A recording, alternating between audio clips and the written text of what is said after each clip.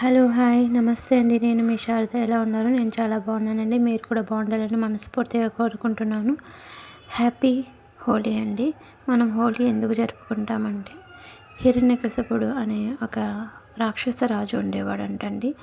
అతను బ్రహ్మదేవుని చేత వరం అందాడు. ఏమని అంటే, నన్ను భూమిపైన కానీ, ఆకాశం పైన కానీ, ఇంట్లో కానీ, ఇంటి బయట కానీ, ఎక్కడే కానీ అస్త్రశస్త్ర మనుషుల ద్వారా కానీ, జంతువుల ద్వారా కానీ నాకు చావు లేకోకుండా ఉండాలని బ్రహ్మదేవునితో వరం పొందడం కారణంగా భూమి మీద ఉన్న ప్రజలందరినీ కూడా చాలా హింసించేవాడటండి.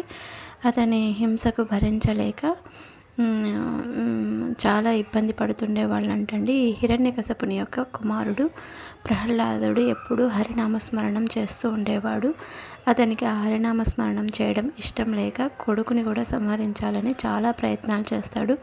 నోట్లో విషం పోసి చంపేయాలని చూస్తే అది అమృతంగా మారిపోతుంది. పాముల ద్వారా చంపేయాలనుకుంటే అది కూడా విఫలమవుతుంది. అలా అనేక రకాలుగా చంపాలనుకుంటాడు, కానీ అది జరగదు. ఒకరోజు హిరణ్యకశపుడు తన చెల్లెలైన హోలీ, తన చెల్లిని, రాక్షసుని యొక్క చెల్లిని అడుగుతాడన్నమాట. నీ ఒడిలో కూర్చోబెట్టుకొని నువ్వు అగ్నికి ఆహుతి కావాలి అని అడుగుతాడన్నమాట. సరే అని చెల్లి అన్న కోసము ఆ ప్రహ్లాదుని ఒడిలో కూర్చోబెట్టుకొని హోలీ మంటల్లో కాలిపోతుందండి. హోలీ సంహరణ జరుగుతుంది. అంతటి రాక్షస తత్వానికి ఆమె పూనుకుంటుంది. ఆమె సజీవ దహనం అవుతుంది. కానీ ప్రహ్లాదుడు మాత్రం విష్ణునామస్మరణతో, ఆయన మీద ఉన్నటువంటి నమ్మకంతో నన్ను విష్ణువే కాపాడుతాడు అనుకొని హోలీ ఒళ్ళో కూర్చుంటాడండి.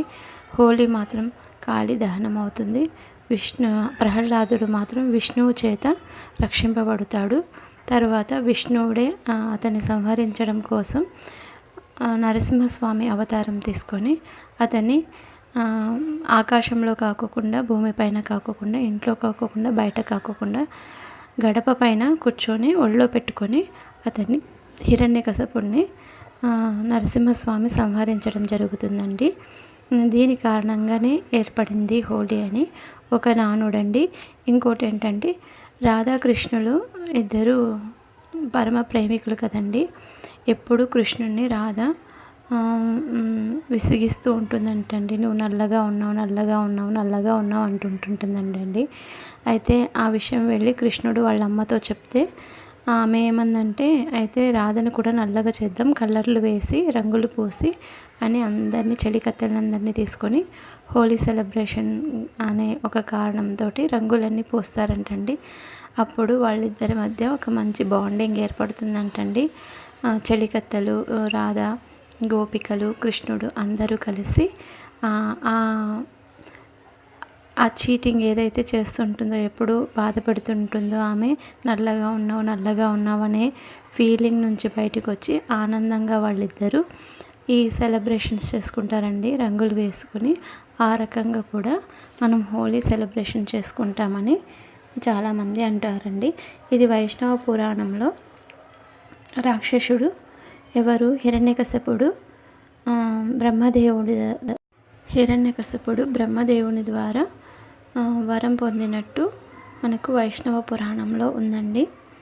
కాబట్టి ఈ రోజుల్లో మన దగ్గర ఉన్నవన్నీ మంటల్లో దహనం అయిపోవాలని, అంటే మనుషులు రకరకాలుగా ఉన్నారు కదండి. కామక్రోధ మదం ఆశ్చర్యాలతోటి బాధపడుతున్నారు కదా. అందుకని ఈ కాలంలో కూడా హోలీ సెలబ్రేషన్ ఎందుకు చేసుకుంటున్నారంటే, మనలో ఉన్నటువంటి ఆలోచనలు, అభిప్రాయాలన్నీ మారిపోయి పిల్లలకు చరిత్ర తెలియాలి, మంచిగా ఉండాలి, చెడు అనేది రాక్షసతత్వము, మంచి అనేది దైవగుణము అని తెలియచేయడం కోసము ఈ హోలీని మనం ఆనందంగా సెలబ్రేషన్ చేసుకుంటున్నామండి. అందరికీ మరొకసారి హోలీ శుభాకాంక్షలండి.